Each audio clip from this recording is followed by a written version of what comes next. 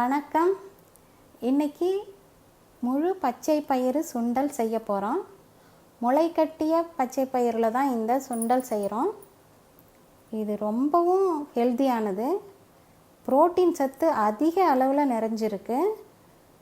இது காலையில் பிரேக்ஃபாஸ்ட்லேயோ அல்லது சாயந்தரம் ஸ்நாக்ஸாவோ எடுத்துக்கலாம். ஆக ரொம்பவும் ஹெல்த்தியான ஒரு டிஷ் இது. எப்படி செய்கிறதுன்னு பார்க்கலாம். இதை செய்கிறதுக்கு அரை கப்பு முழு பச்சை பயிரை தான் முளைகட்டி எடுத்திருக்கேன். இப்போ இது ஒரு கப்பு அளவுக்கு இருக்குது. இதை ஸ்டீம் பண்ணி எடுக்க போகிறோம்.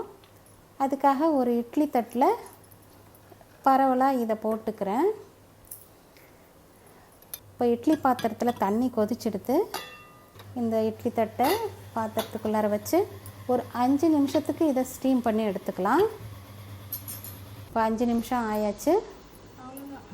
இப்போ இதை எடுத்து ஒரு பாத்திரத்தில் சேர்த்துக்கிறேன்.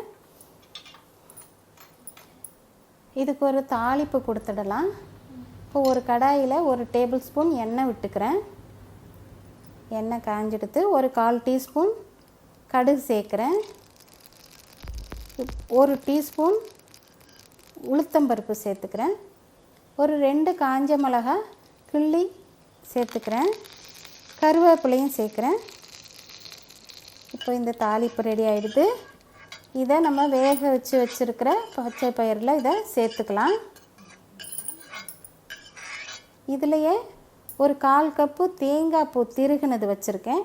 அதையும் இதில் சேர்த்துடுறேன். கூடவே இதுக்கு தேவையான உப்பையும் சேர்த்துடுறேன். இப்போ இது எல்லாத்தையும் நல்லா மிக்ஸ் பண்ணிக்கணும்.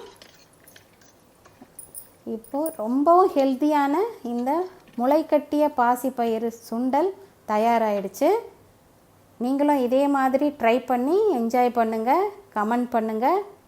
இந்த வீடியோ உங்களுக்கு பிடிச்சிருந்தால் லைக் பண்ணுங்கள், ஷேர் பண்ணுங்கள், சப்ஸ்கிரைப் பண்ணுங்கள். நன்றி, வணக்கம்.